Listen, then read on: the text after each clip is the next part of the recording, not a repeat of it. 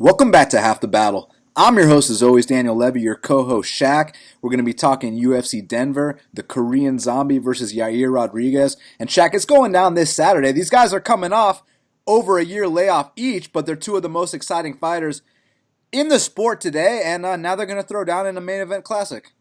Yeah, it's finally good to see Yair come out of hiding. We haven't seen him in a while, but he's back and he's here to fight. And he's got an exciting fighting style, and we already know about that resume that the Zombie has. Anytime that guy fights, someone's going to sleep, or it's going to be a back and forth war. So I'm super excited about this fight. Yeah, man, I can't wait. I mean, obviously, with the Korean Zombie, I've gone on record many times and said his first fight against Leonard Garcia, WEC 48. Whenever I hang out with someone that's never watched MMA before, that's always the first fight I show them. I don't think there's a more exciting fight in the history of the sport than that. And obviously, Yair Rodriguez, the kid was 21, 22 years old coming on the scene, throwing flying head kicks, knocking fools out, and now he's making his return. His only setback in the octagon is to the great Frankie Edgar, and for Chan Sung Jung, his only setback in the octagon is to the great Jose Aldo. So they've only lost to the best of the best. Now they're going to meet in this main event. And man, it's a great card top to bottom, and there's going to be a lot of factors, a lot of things to talk about. Obviously, the altitude in Denver. It's going to be interesting to see how that affects everyone, Shaq.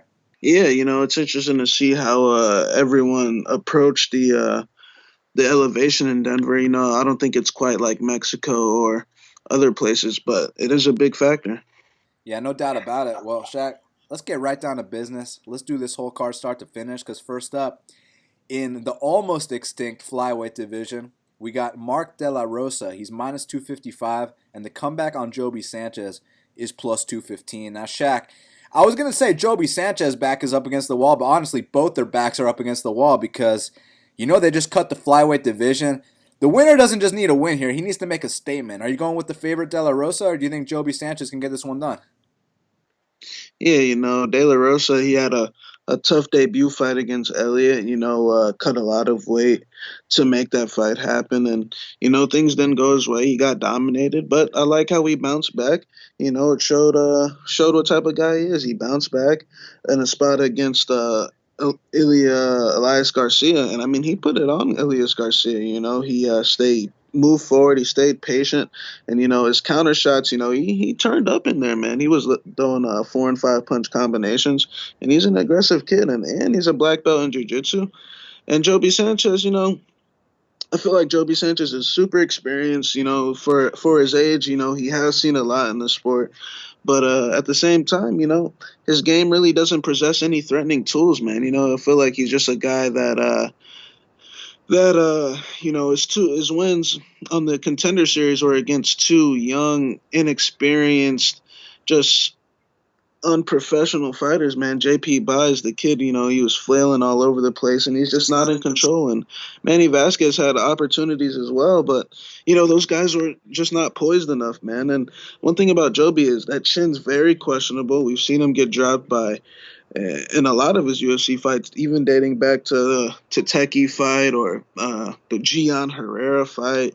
And even in his contender series fights, he got dropped. So, I feel like he's just a guy that, could capitalize against these young kids that, I feel like he's just a guy that's going to be able to scrape out decisions against low-level guys. So, to be honest, I'm really not sure if Joby's going to last here again, man. So I'm going to take De La Rosa by a late finish. I just think he's going to be too rough and tough for Joby. And I feel like Joby's not going to have anywhere to run. So I think De La Rosa is just going to cut off the cage, take him down here and there, get the better of the boxing exchanges, and get his second UFC win.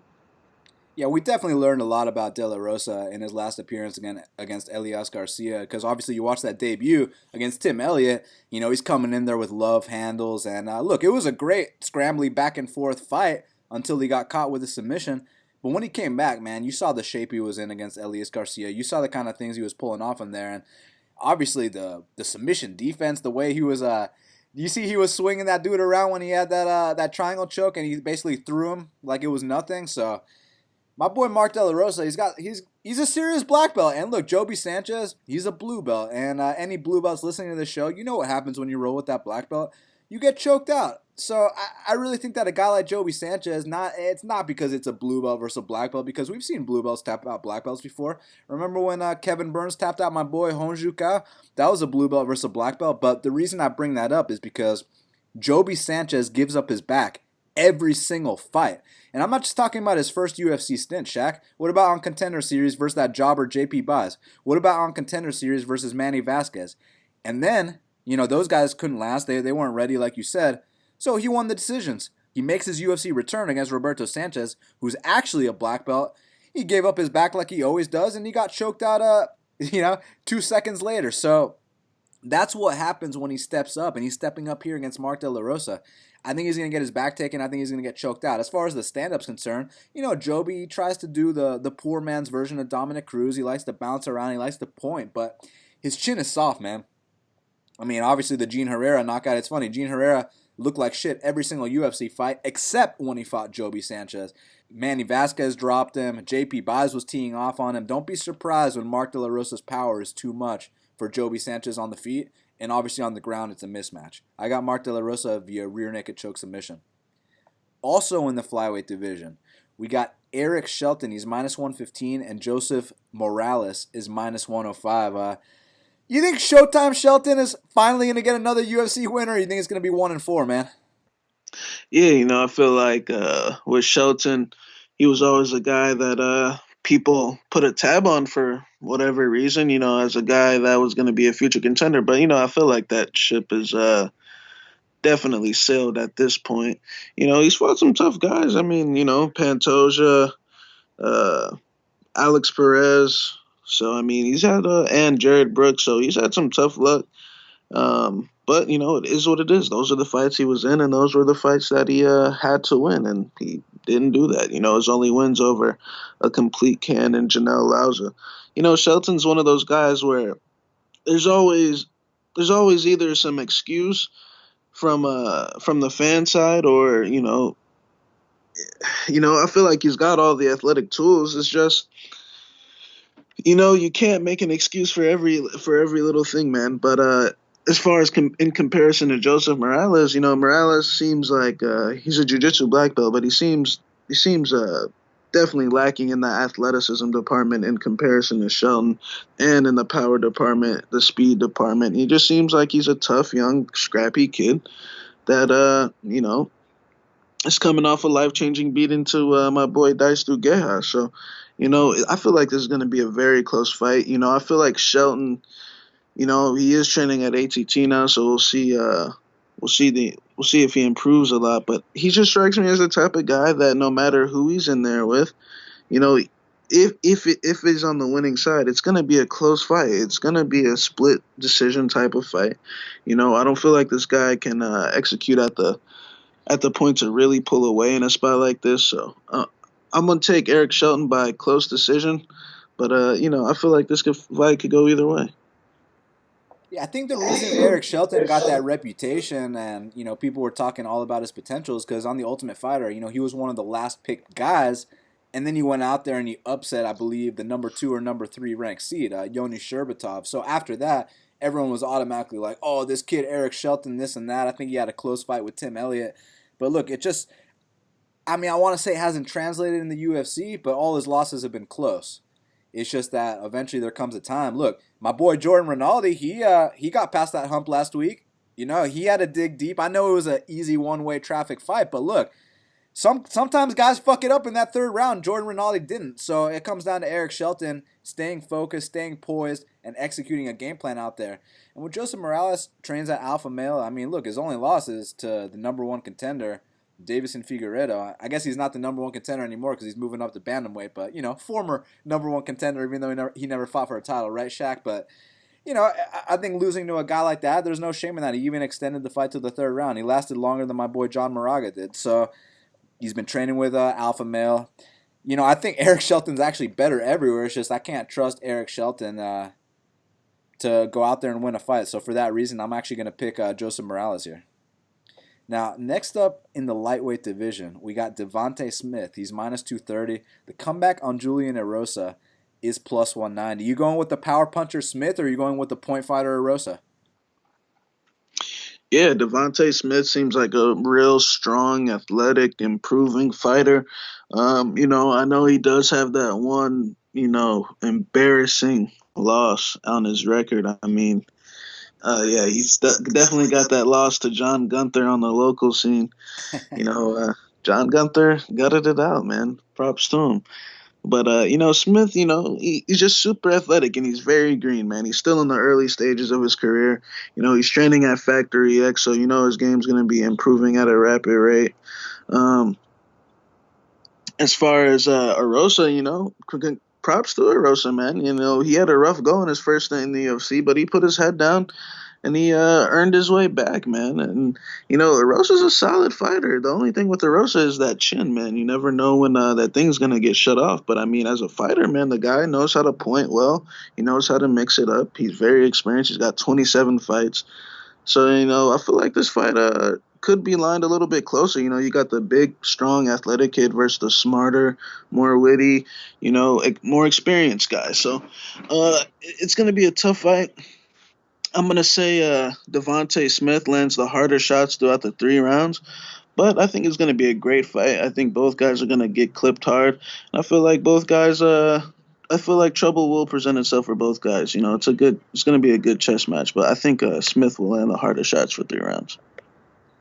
What I'll say about Smith is that he's a knockout artist. But I say knockout artist, and I'm not talking like Razak Al Hassan or Anthony Rumble Johnson or anything like that. What I'm saying is that it's basically KO or bust with Devonte Smith, man, and it most likely has to be in the first round as well. That fight with Gunther, people write it off. Oh, first L, this and that. I don't think that was really just because it was first L. I mean, he had 10 seconds of success where he rocked John Gunther, and after that, the biggest hole in his game got exposed. The guy has zero ground game whatsoever, and people are like, oh, he's 23, give him a break. Look, I know 17-year-olds that know how to hip escape better than Devonte Smith. If this guy gets put on his back, he's a fish out of water. He's not going to get back up. So what Julian Erosa needs to do is, man, if Julian Erosa just had a chin, right, Shaq? If Julian Erosa can get past this first round, this fight's going to get super interesting. And he knows he can't go in there and slug with a guy like Devonte Smith early because, those 4-ounce gloves, Devonte Smith hits hard. He's an athletic, young guy. He's powerful. But if you can extend the fight with this guy, if you can get him to start breathing, if you can get him to fight off these takedowns, chances are he ain't going to win the fight. So it's up to Julian to not come out here and get knocked out in that first round. But I think Julian's going to be on his bike. I think he's learned his lesson. I mean, the guy's had 27 pro fights. And I think if he gets past this first round, he's either going to come back and win the next two or potentially get this fight to the mat and choke this guy out. Man, one thing you need in the UFC is a ground game, like I've said many times. So I'm going to go with Julian Erosa via third round submission. Now, next up in the UFC lightweight division, we got the mismatch of the century. We got Davi Ramos. He's minus 1,000. The comeback on John Gunther is plus 650. Shaq, is it going to be a submission or is it going to be a knockout, man? Yeah, I'll just keep this one short and simple. I just don't see John Gunther winning the fight or lasting 15 minutes. I think he's a nice kid, but there's levels to this, and he shouldn't be in this fight. So I think Davi's gonna come out here and absolutely demolish him, eat him alive, slaughter him. So I got Davi Ramos by devastating finish. Yeah, look, respect to John Gunther because, he's a super tough guy. So what tough means here is that he's not going to tap out. Instead, he's going to go to sleep when the submission's on. So I got all the respect in the world for a guy like John Gunther. We like to talk shit, the punch-drunk alpaca guy, this and that. But one thing I cannot take away from a guy like John Gunther, he's tough as nails, man. The guy has got heart for days, but unfortunately for him, his style is not going to translate in the UFC, especially against a guy like Davi Ramos. He leaves way too many openings in every single department. I mean, look, the line speaks for itself. I don't got to go on here forever, but he's either going to leave his neck out when he tries to take down Davi Ramos, or he's going to leave his chin in the air and get caught with a head kick, get caught with a left hook. I personally think he's going to jump on a guillotine. I don't think it's going to be a standing guillotine like Janetti. That's a thing that a tall man does. Davi Ramos is a short guy. He's going to jump guillotine, pull that guard, and choke this guy out, man. And obviously, he doesn't have to do it like that. People think he's just a jiu-jitsu guy. The guy's got great wrestling, too, and he sets up his entries beautifully. You saw, bro, first of all, the takedown entry he hit on Nick Hine was great, but what about that submission? I mean, he faked him out with a Kimura, and then Nick Hine's like, okay, I got to bail, and then he takes his back.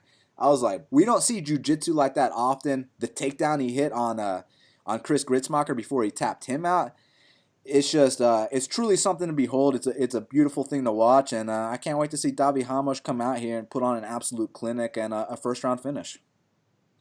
Now, next up in the featherweight division, we got Bobby Moffett. He's minus 115, and Chaz the Scrapper Skelly is minus 105. Shaq, they're both grapplers. I have a feeling that either someone's going to get choked out or it's going to be a 3-round scramble fest. Who you got?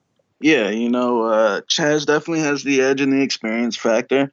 This Moffat guy, he trains at the lab. It seems like a tough, a typical lab fighter. He's solid everywhere, good cardio, big, strong. Chaz is definitely more experienced. Chaz is definitely tricky on the mat, and he's very explosive on the feet early. When he's fresh as well. If I had to say there was any, he kind of tends to slow down as the fight progresses.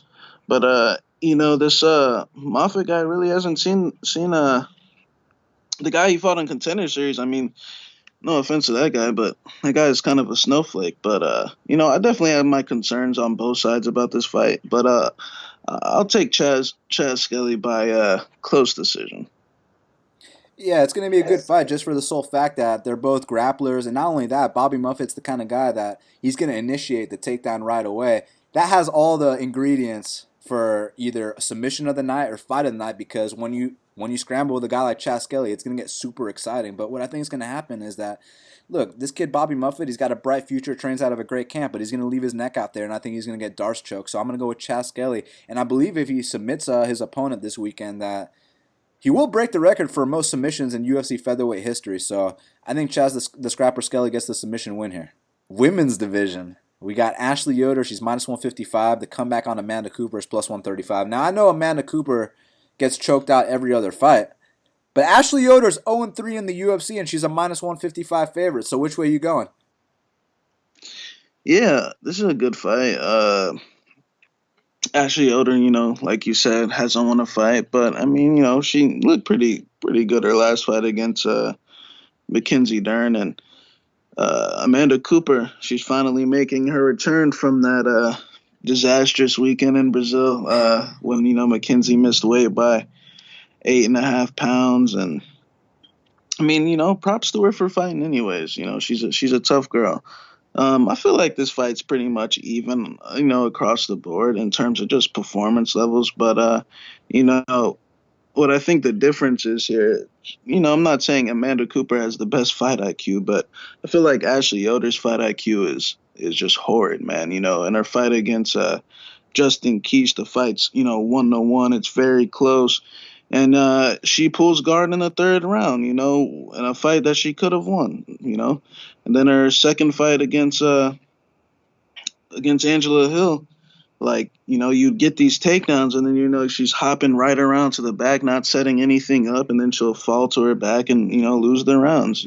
And then her last fight, I mean, to be honest, I really didn't even think it deserved to be a split decision, but, hey, it is what it is. But, I just feel like she makes poor choices in there. Cooper, I just feel like Cooper's more of like I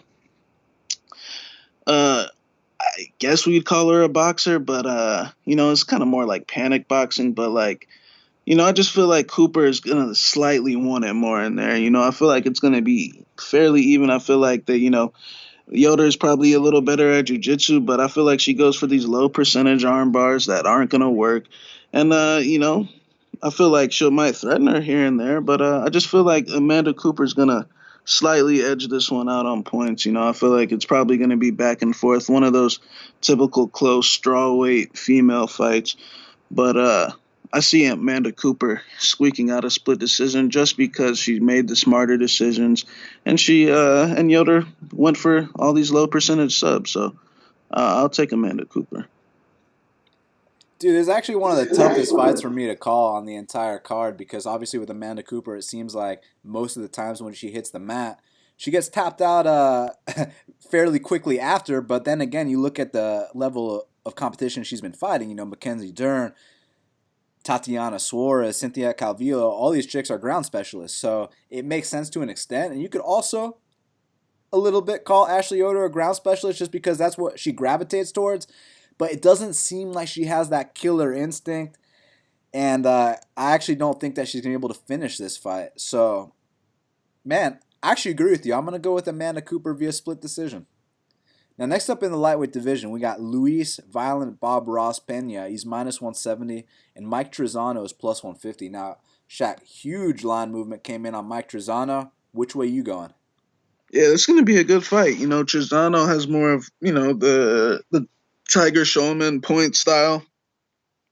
Likes to just win the exchanges, circle off, stay safe, and there's no problem with that as well. Well, in comparison, Luis is just in your face, high volume, high pressure. He definitely gets clipped on the return shot, here and there, but his pace, just his savagery, man. He likes to turn it up. I feel like he's definitely more of a violence threat, and Trizano's more of a guy long term that's going to win a lot of decisions. I feel like the line right now is probably where it should be. I feel like the minus 270 that Pena was at earlier in the week was probably a little bit too high, considering both guys are still young in their careers. But I just think Luis Pena doesn't give a fuck, man. I just think he's gonna walk him down. I feel like he's gonna eat some shots here and there, but I feel like he's got the wrestling edge in this fight.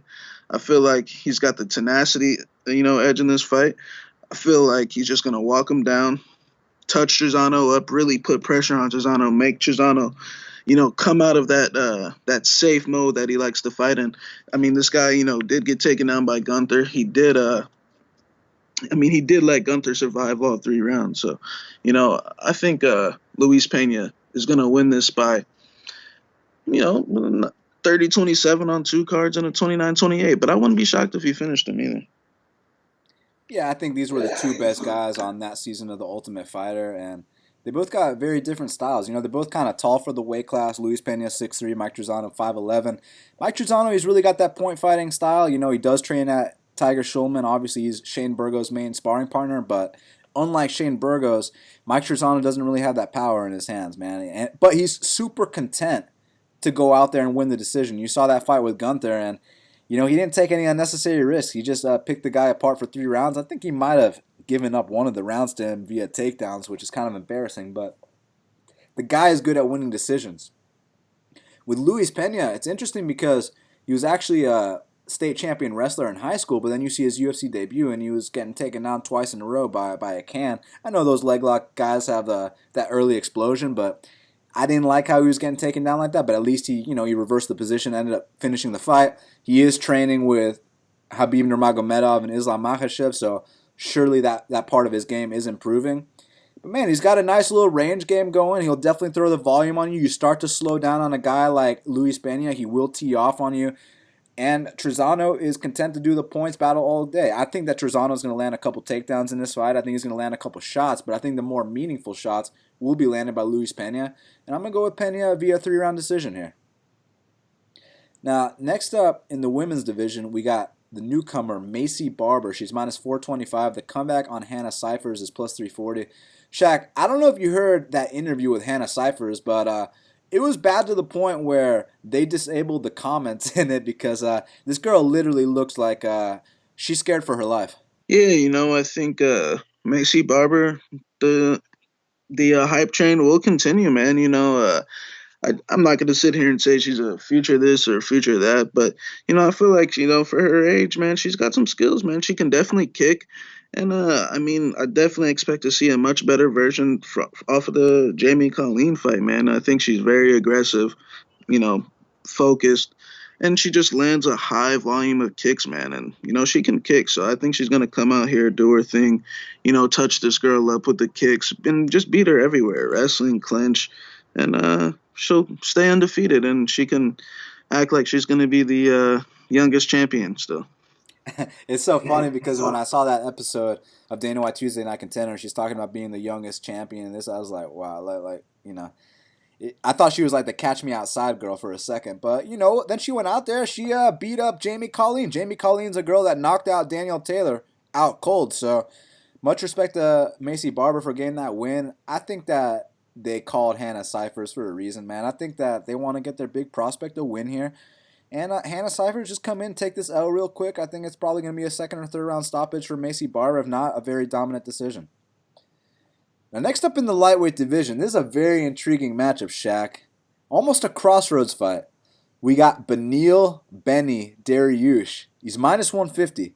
The comeback on Thiago Moises is plus 130. Now, Shaq, a year ago would have been minus 350. Beneil, he has fallen on hard times. You think he gets back in the win column here over the newcomer? Man, it's a good fight. Tiago's been hyped up for a while, man. And the funny thing is, he's still only 23 years old. So, I mean, this guy's been fighting for a while. We've definitely heard his name out there on the LFA scene for a couple of years now. And, he kind of let everyone down in that fight against Rob Watley for the title. And, he got 50-45 bad, But the thing is, I guess, he somewhat has an excuse. He's young, man. He's a young fighter, and young fighters, do young fighter things. And but it seems like he's definitely bounced back, man. He finished Jeff Peterson. He in his last fight on Brazil Contender Series, I mean, that was definitely the best I've seen him. He's definitely developed some power in his hands. And I mean, it just seems like he's a little more, sure of himself. I felt like, in the past, he probably just doubted himself a little bit, thought in there a little bit too much. And seems like, at least, his last fight seems like he's a little bit more confident, a little more aggressive, and he's definitely got that power. Beneil's definitely got power as well. I mean, we've seen what he's done in the cage. I mean, he's beaten some of the best. But when you got the names on his resume, I mean, you take damage from the names on that resume as well. So, I definitely feel like I know Beneil's not even 30 yet, if I'm not mistaken. But I do feel like Father Time is kind of catching up to him. And I'm not saying that his career is done or over. I just feel like, we're never going to see that old Beneil Dariush ever again. It is what it is. I just feel like he's kind of put a stamp on that at this point. The Edson fight was a great fight, but, that was a devastating KO, stiff, flatline. Then he comes back against Dunham, which was, on paper going into the fight supposed to be, a get back on track fight. But when he had Dunham hurt, man, I felt like he was doing way too much. I felt like he looked real sloppy. His defense was poor. The second and third rounds went to Dunham. And I mean, I just felt like he looked real sloppy and slow, man. And then his fight with Hernandez, that was a case of, that kid's just Hernandez, perfect timing for him, so it's the fight game, man. Things change and things change real fast. As far as the fight goes, I really can't say, man, because I do feel like Beneil Dariush is slowly declining, and I do feel like I said, I feel like the old Beneil Dariush is never gonna show up again. But this Moises guy, he kind of seems, if I had to say about his losses, it kind of seems like he's a front runner. It seems like when he's, in the lead, he's styling on guys, he's hitting real hard. But it seems like when he has to come back, seems like he just kind of shuts down. So it's going to be really tough to say. But one thing I know about Beneil Dariush is if he does get off to a good lead, he tends to slow down. He tends to slow down dramatically as well. So Moises might be able to do a little better job coming back. So who knows, man? As far as a pick, I feel like Beneil Dariush is probably the better fighter everywhere. It's just like I don't know if he's gonna perform like the better fighter everywhere, man. So for that case, I'll take Thiago Moises by upset. I'll say finish, actually. Man, it just sucks that we can't get the old Benny back. I mean, this is a guy that 30-27 Rashid Magomedov in Mexico City Elevation. This is a guy that knocked out James Vick, 30-27 Carlos Diego Ferreira, tapped out Tony Martin, beat Jim Miller. I mean, he beat Michael Johnson. I mean, the guy, he's got an unbelievable resume. Love watching him fight. Very dangerous southpaw, huge left kick, world championship jiu-jitsu. Interesting because Thiago Moises also is a world champion black belt as well, I believe. So this fight hits the mat. Expect some serious scrambles. Coming up on the regional scene, I was never impressed with Thiago Moises, man. You remember that fight with Jason Knight. You remember that fight with Rob Wiley. But I got to tell you what, just like you said, he is only 23 years old. Maybe that's why. Maybe he got rushed too fast. But then that Brazilian Contender Series fight, he stopped the guy in the first round and looked the best he's ever looked. And I've been hearing, from people at ATT, they've been super high on this kid for a while. They're calling him a future world champion. I'd personally relax, but I'll definitely have my eyes open. I want to see if that's the case. I wish I knew what I was getting with Beneil. I wish I could trust Beneil in this spot because he's the better fighter everywhere, and he's more experienced. He's got everything except the chin and the durability. So, man, it sucks, But I think his chin and his durability can hold up in this fight if he fights smart. I don't think that Thiago Moises is anywhere near as fast as a guy like Alex Hernandez. I think that Alex Hernandez, he's a lightweight that tries to do TJ Dillashaw's footwork, and Thiago Moises doesn't do that at all. The Edson Barbosa fight, this is the fight that really changed Beneil's career. First round and a half, he's fucking looking the best he's ever looked. He's outstriking Edson Barbosa. One mistake, and that mistake didn't just cost him that fight, Shaq. That mistake might have cost him his career because his next two fights, it was not the same guy at all. And they were also brutal results. The War with Dunham, the Alex Hernandez KO. I really genuinely hope he can bounce back. I think he's got a stylistic matchup where a year ago he definitely could have beat this kid. Hopefully he can still beat him now. I'm going to go Beneil Dariush here via decision. Now, next up in the women's bantamweight division, we got Germaine de Randamie. She's minus 175, and the comeback on Racquel Pennington is plus 155. Shaq, a lot of people have a lot of questions about where both of these fighters are at. What's your opinion on that? Yeah, I feel like de Randamie is a world champion level type fighter. I feel like the step up in competition that she experienced going from, Larissa Pacheco, not in the UFC, and Anna Almos to Holly Holm is one of the biggest step ups in competition. And she passed that test with flying colors. Whether she punched after the bell or not, the first 3 rounds were de Randamie clear as day. So, honestly, you could have said 4-1, but if you want to put emphasis on punching after the bell and all that shit, you could. That's definitely one way to look at it. But there's definitely another way to look at it, and the way I look at it is Holly Holm got all her takedown stuff. She was getting butchered on the feet. I mean, not necessarily butchered, but just de Randamie would throw that slide back right hand and absolutely crack her every time. Hurt her every time she touched her, and just landed the harder shots for 3 of the rounds. And Racquel on the other hand, very tough girl. On her streak, a couple years back, seemed like she had a lot of momentum. And then, she ran into some injuries. She had 3 major surgeries. She had a snowmobile accident. She had to get her leg fixed, and then she came back off that injury to fight Amanda Nunes, man. So, injury or not, just speaking of Racquel, the fighter, I feel like she's a tough, chick that can take a lot of damage. But the thing is, there's a difference in taking damage from Liz Phillips. There's a difference in taking damage against Betch Correa and Misha Tate. And who else has she fought? I feel like Germaine de Randamie is a completely different level of a fighter. I just feel like, she's a little bit untested on the mat, but I feel like there's a big discrepancy in the stand-up department, man. I think there's also a chance that Rocky gets knocked out, man. I just think Germaine, in terms of female strikers, I mean, I feel like she's one or number 2, man. So I wouldn't forget that this girl won a UFC belt. I just think she's a different level of a fighter than Racquel Pennington. I think Racquel's tough. I think she prides herself on that toughness, but I don't think I'm not going to say that's not the same person, but I do question where she's really at this point in her career. I feel like she had a great run to get to that title shot, and seems like things, haven't. I question if she's really confident off those injuries, man.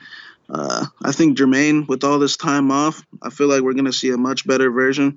I know she's training down there in Holland. I think she's gonna stuff the takedowns, keep it on the feet, and land the harder shots throughout the 3 rounds. So I got Germaine.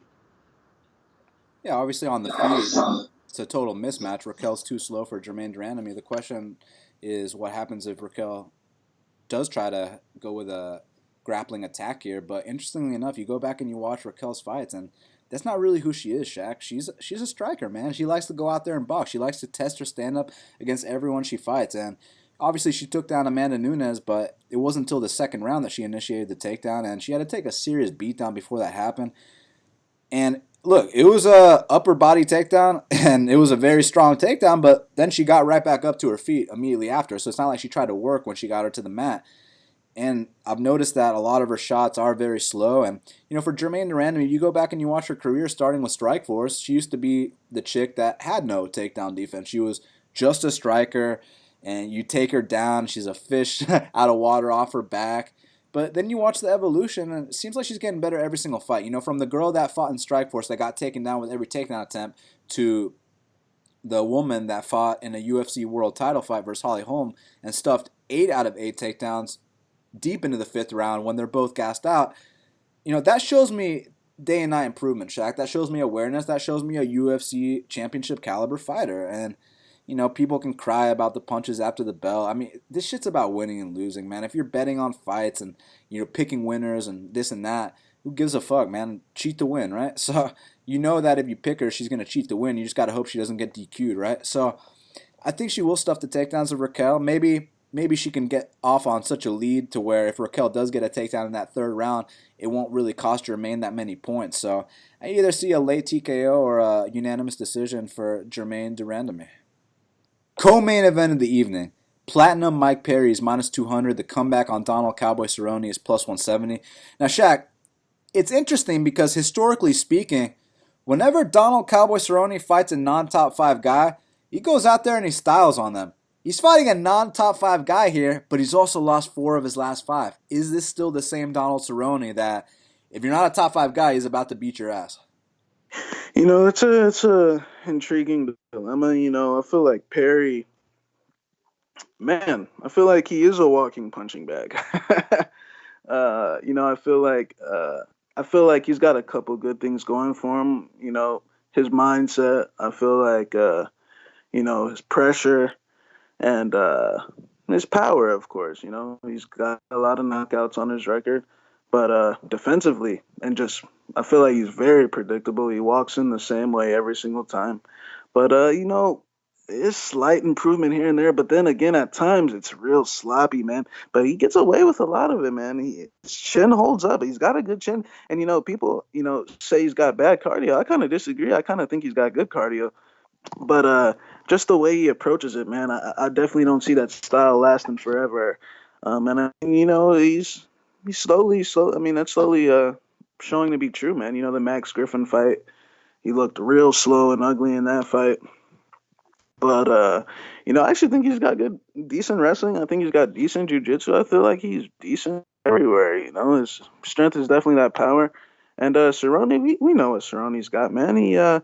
Typically, he tends to not do well in these personal type of fights. Even his last fight, him and Leon were talking shit, and he lost that one as well. So, him and Winklejohn are beefing. Turns out Winklejohn's a money crazed lunatic these days. But it's gonna be a good fight, man. I feel like Cerrone technically is better everywhere. It's just, is he going to fight like that when they get in there, or is he going to shy away? I'm actually take Cerrone in this one. I actually think he is going to be a little fired up for this one. I feel like Mike Perry's got a lot of holes in his game defensively. He tends to get away with it a lot just because he's so tough. But in a 3-rounder, I could definitely see Cerrone, landing the more effective shots in 2 of the rounds. I feel like Perry can definitely, wobble him here and there with a shot. Or, if he throws that big body kick, he might be able to get Cerrone out of there. But seems like Cerrone's taking the body shots a little better these days. But I think Cerrone's actually just better everywhere than Perry. And I got a feeling that he is going to show up for this one. So I'm going to take Donald Cerrone. Man, it's kind of hard to trust Mike Perry with a minus 200 next to his name. I know people remember when he couldn't knock out chinny ass Alan Juban as a favorite. I know people remember when he couldn't beat Max Griffin in Florida. Look, there's a different matchup here, but I'm just saying, people are just assuming that because Donald Cerrone, maybe his durability has waned a little bit in his older years, that automatically Mike Perry's going to come out here and knock him out. And that might happen. I mean, Mike Perry, he hits like a truck, but once again, he's had chinny guys in front of him before and not pulled the trigger, Alan Juban. So don't be surprised if that happens here. I think Donald Cerrone is better everywhere, and this is a dog or pass situation. But the age and the durability and, these last couple performances for Cowboy, even though I think he still has the heart, man. People were acting like that Yancy Medeiros stoppage was early. It was not early, by the way. He beat his ass, and if they would have let it go 10 more seconds, he would have put him out cold. The Leon fight, people were expecting a first-round finish for Leon, and Donald Cowboy goes out there, the 5-round duration, even won 2 of the rounds in there. So I think he still got it, man.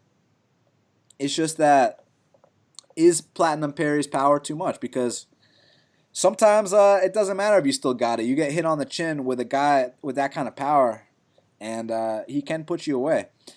It can also be a war, kind of like the Felder fight. Donald Cerrone loves a good war. I wouldn't be surprised if Donald Cerrone was able to take down Mike Perry and tap him out, but I also think that the power of Perry can make Donald a little bit hesitant in there to throw. I see this being a super close fight. From a betting perspective, I think it's dog or pass. But from a picks perspective, I'm going to go with Perry via close decision here, Shaq. Main event of the evening. Yair El Pantera Rodriguez, he's minus 115. And Chan Sung Jung, the Korean zombie, is minus 105. Unbelievable fight, Shaq. I almost want to call it...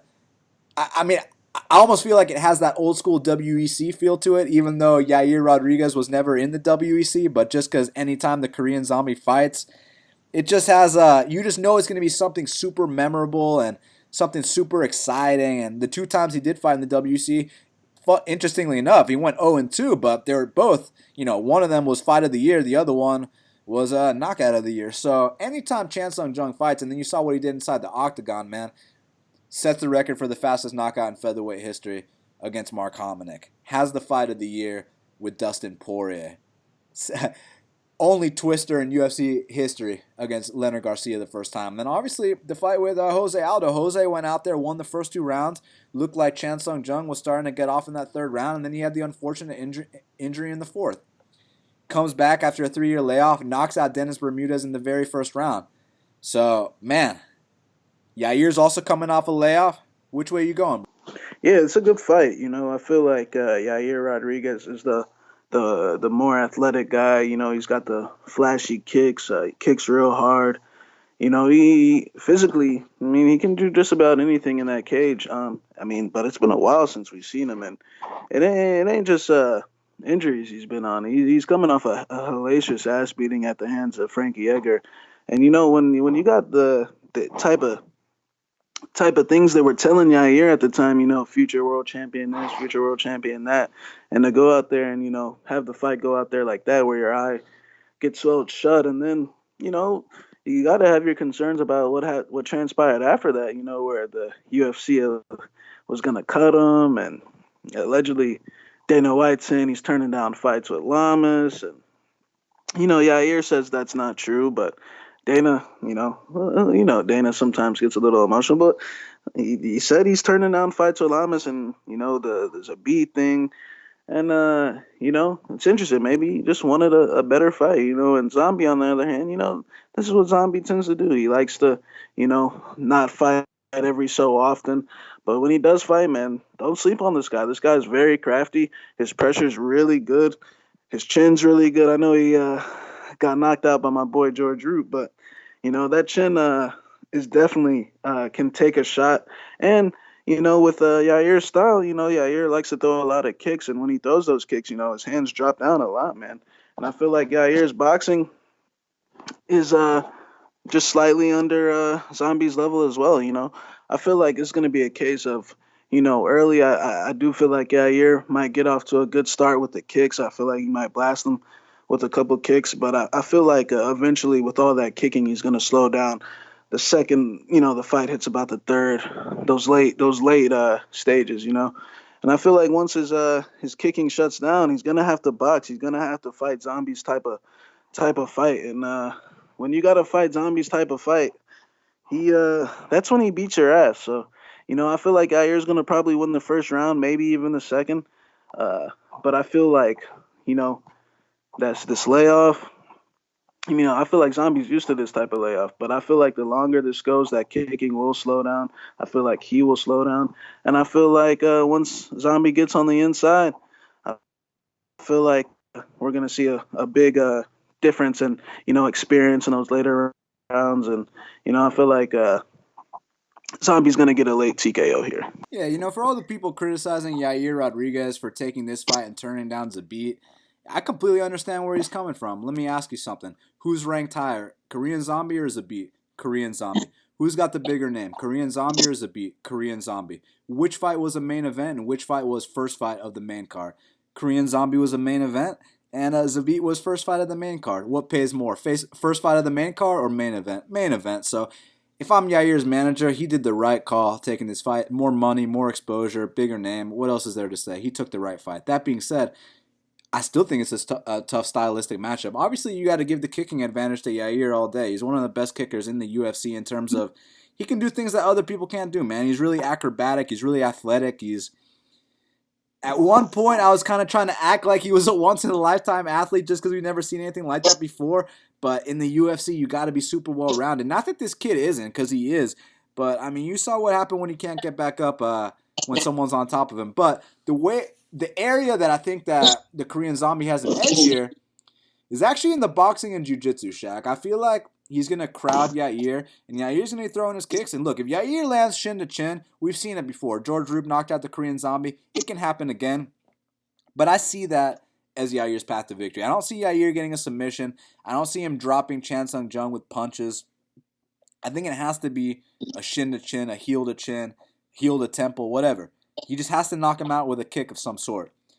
But I think when he's throwing these kicks, man, I think that Chan Sung Jung is going to answer with a counter with the hands. He's going to throw 3 or 4 punch combinations off those kicks, crowd Yair to the point where Yair is backing into the fence and the kicks won't be as effective.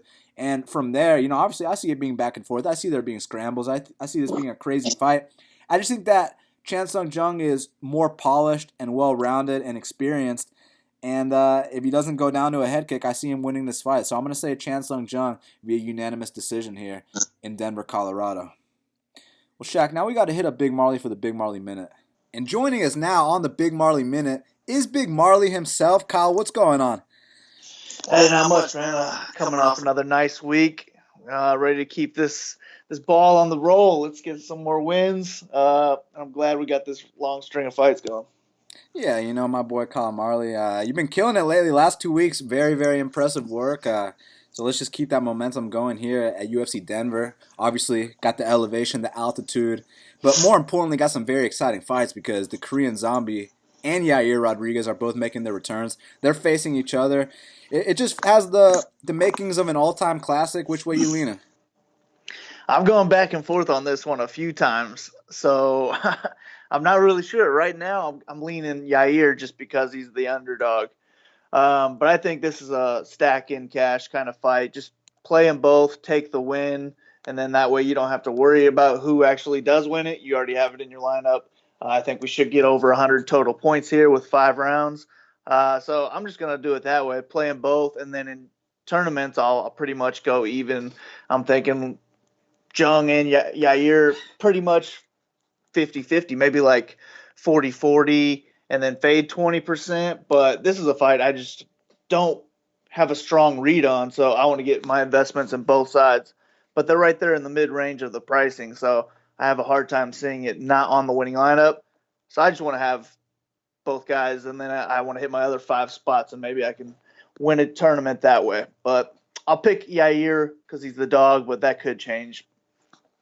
One fight where I feel like if you pick the winner of this fight correctly, most likely it's going to score a lot of points, and that's Platinum Mike Perry versus Donald Cowboy Cerrone. A lot of people are under the impression that the Cowboy is completely done. I disagree with that, man. I think that even though he's lost 4 of his last 5, I thought he had a spirited effort against Leon Edwards, and obviously he knocked out Yancey in the first round. Now we got Mike Perry. Look, the blueprint's been laid on how to beat Mike Perry. It's just a question of, do you think Cowboy can go out there and execute it? I don't know. I mean, I think he can. So I'm definitely going to have more Cerrone than Perry this week. I think he's one of the live dogs on this card. And I think he has a clear path to victory if he gets this fight to the ground. I think he can lock up a submission. And then he won't have to worry about Perry on the ground either. It's just really that power that we're worried about with him. And that's the thing. He's got big power, so it only takes one for him to end Cerrone, and he could have over 100 points with that first-round knockout pretty easily in this fight. So I think you do have to target Mike Perry at 8,900. But if I was only making one lineup this week, I would rather just go ahead and take Cerrone at his cheap price of 7,300 this week. I mean, we never see him that cheap. And especially in a fight that he can win, I think it's just too good to pass up. I like Cerrone this week. I'm going to be picking him to win, but it's definitely no lock. Perry has serious power. It only takes one, so it's another fight I'm going to be invested in. Both sides, just more Cerrone. Beneil Dariush is taking on Thiago Moises. It's interesting to say in Beneil Dariush's prime when we refer to his old fights because, he's only 28, 29 years old. He's not even 30 yet, but the last three have been super brutal. You think he can get over the hump and get back on the winning ways against the newcomer here? Earlier in the week, I was picking him. I figured everyone would be low on him, so maybe this is a good time to get on him at low ownership. But the more I look into this Thiago Moises guy, he's a stud. I think he's going to end up picking up the win here. So I'm going to go with the underdog in this one, and we also get some line value here. The betting line's close to even, but on DraftKings, Dariush is $1,200 more, so I would rather save that $1,200. Go with the guy I think has a chance of getting the upset, and I'm gonna pick him to win. I think I might fade Dariush here. I think he's decent in that what is it, $8 entry this week, where it's $15,000 to first, because I do think he'll be low owned. So I think Dariush is a solid play in like that tournament only. But other than that, I really have no interest in him. Give me the dog here.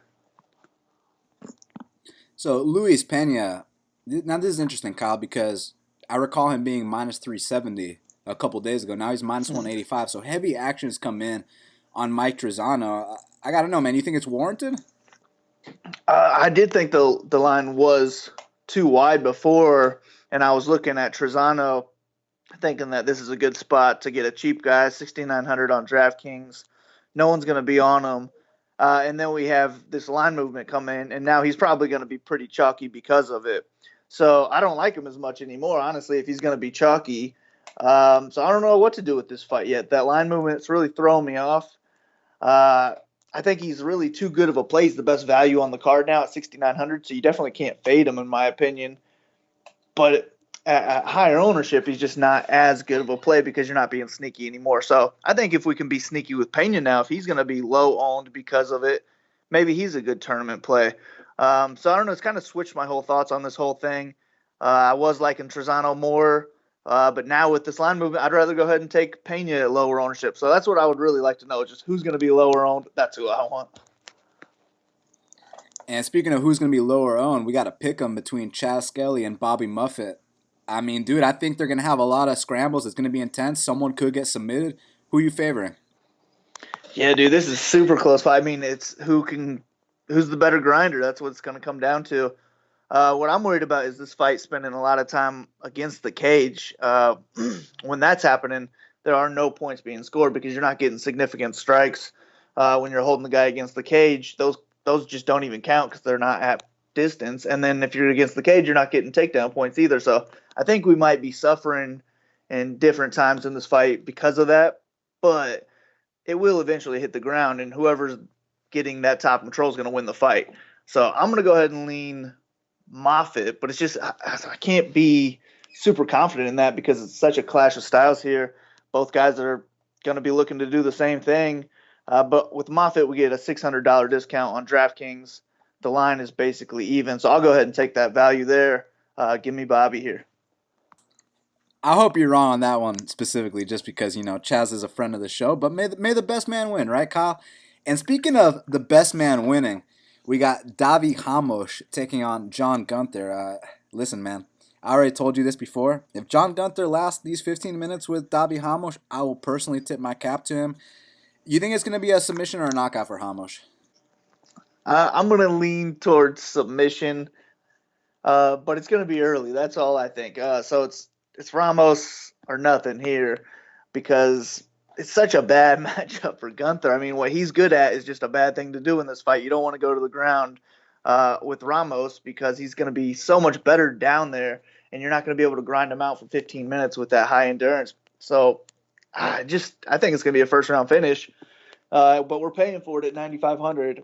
I think he's a great play if you can afford him, but he's going to be chalky as well. He's probably going to be the highest owned guy on the card. So I think you can get away from him in tournaments, but by that, I don't mean picking Gunther. I just mean avoiding the fight. I think it's Ramos or nothing here. So Eric Shelton's taking on Joseph Morales. They got it at a dead pick'em. You favor anyone here? Dude, I don't. This is the closest fight on the card, I think, and I really don't like it because I can't get a good read on it. It's nice that they're right there at that $8,200 and $8,000 salary. So it doesn't take a ton for them to pay that off. But I think it's going to be back and forth. I think Shelton is my pick to win. I think he just gets a decision here, just a little bit better everywhere. However, I think Morales is the more dangerous fighter, and I think he's the guy who's going to finish it if there's a finish in this fight. So I would rather go ahead and take Morales, save that $200, hope for the finish on the feet or on the ground, and he could pay off that $8,000 pretty easily if he can get the finish. But I'm just not confident in that happening. I would rather fade this fight because I don't have a good read on it and hope that Shelton wins a low-scoring decision. And last but not least, we got Mark De La Rosa taking on Joby Sanchez. Listen, the line's kind of wide, but Joby's got a knack for giving up his back. He's taking on a black belt here. He is a blue belt. Which way you going? I'm going De La Rosa. Last fight, he scored 96. That'd be fine here in this fight. I just think that we really do need the finish from him to pay off his $9,000 price tag. If he gets a decision in this fight, I think it's going to be hard to pay that off. So we really need him to get that back, pull off the submission. But I think he can do it. So I like him at 9K here. I like having the first fight of the night in my lineups just because you know how your night's going to start out after that one's over. So I'm going to have like one or two Joby just in case he could pull it off at 7,200. Nobody's going to be on him. It's just not a good play. I don't think De La Rosa's the better play of this fight. It's just hard to reach that $9,000 for him to pay it off. We need that 90 or more, and I'm not confident that happens. I'm probably gonna fade this fight more than I use it. De La Rosa's the pick, but I'll have a little bit of Joby as well.